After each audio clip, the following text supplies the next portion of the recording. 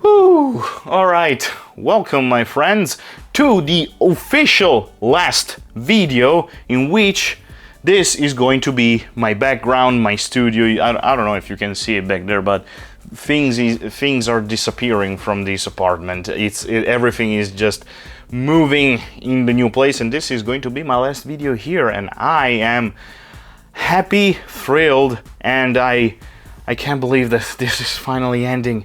Yes, I can't wait to show you the new place, but I wanted to do at least one more video, and of course it's going to be a CMPJ, a Cory monthly painting journey, this time of the month of June.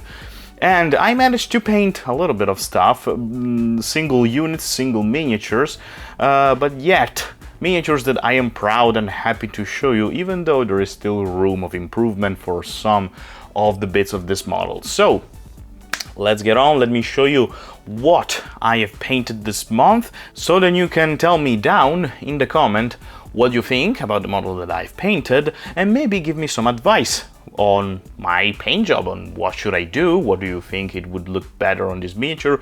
Anyway, as long as you are friendly, as much as I'm friendly with you.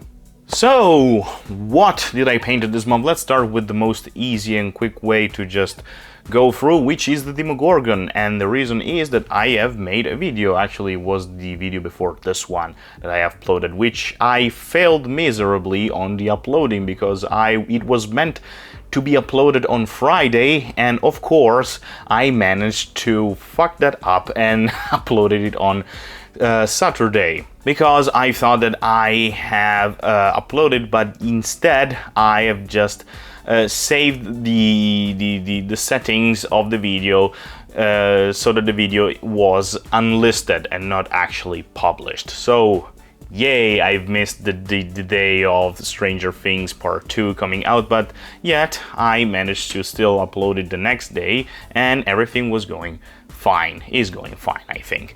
And this is the model. I will leave the link down in the description if you want to check out the video in which I've painted the Demogorgon. Very briefly, this model was amazing to paint because it was easy, quick, fun, because of course, you know me, I love old models, old style models, vintage model, and this is the most vintage thing that I have here, I think, in my studio. And I was, I don't know what kind of paint job I should use, what kind of color scheme I should paint on this model, because I didn't manage to find an official color scheme for the Demogorgon. I went through the internet, tried to understand and see what I could use, and yet I have found like a lot of stuff.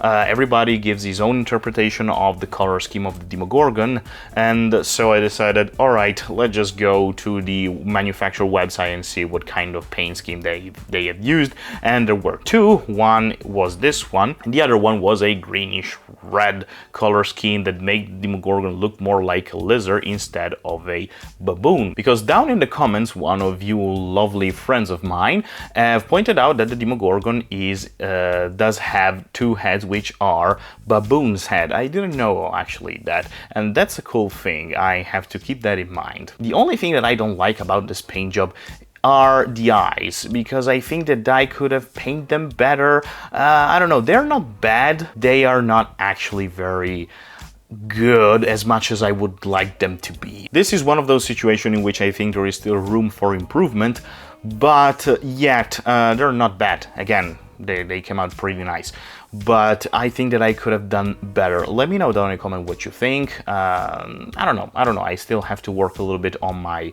eyes job, which is something that sounds really bad actually. The next one is a little toy car for Gaslands. You know, I go back and forth between Burrows and Badgers and Gasland because these are very quick and easy project for me to paint, and I use them to relax myself from the very heavy and time-consuming paint job. And this is no different. This is a steamroller. Is that a correct name? The steamroller. Anyway, it flattened the road. I don't know how to say that in English, and I'm too lazy to actually go and check it out how this thing is called. In Italian we call it schiacciasassi, which are Stone Squasher, which is a very cool name for a very cheesy superhero, if you want to hear my opinion. Anyway, this is the thing, and well, nothing too exaggerated here. Spikes all over this thing, a jerrycan here and there, a rocket launcher on the top of the model, and rust everywhere. Now, the color scheme for this model is something that I was thinking about it for quite a long time, speaking about this toy car, because every time you see a car or anyway a working machinery like this, you always think about the yellow color, and I wanted to go the actual opposite and try to see what this bluish kind of green tone would look like, and it is quite good. I really love it. It's something that is cute, is terrifying at the same time, and was easy and refreshing and relaxing to paint. So let me know what you think about it. And of course, let's dive into the Eldars, because my Eldar army is getting bigger and bigger and bigger every month. And today I want to show you my Right Lord, which was very cool. Now, I know that 2 ghost glaives aren't actually legal in the game, but I don't care, because they are too goddamn cool. Would you imagine to fight something like this with these 2 giant blades, 1 per hand? It's fucking amazing.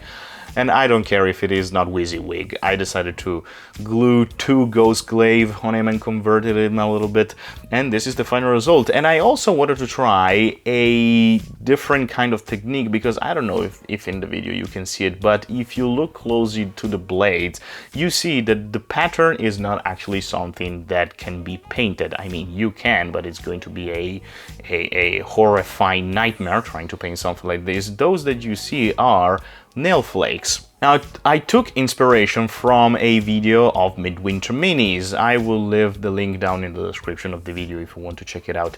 He used this nail flakes on his Tyranids and also to paint some Eldar.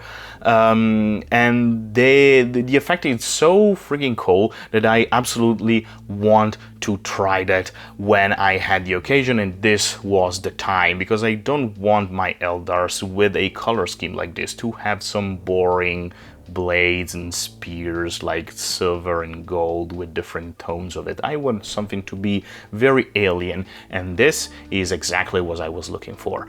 And well, it is a cool effect, but there is a little problem. Please, by the love of God, if you are ever going to use this technique and put some nail flakes onto your model, please be sure that you're going to do this outside, or at least if you're going to do it into a room, be sure that you don't give a crap about that room at all, because you are going to find nail flakes for the eternity into that room. The slightest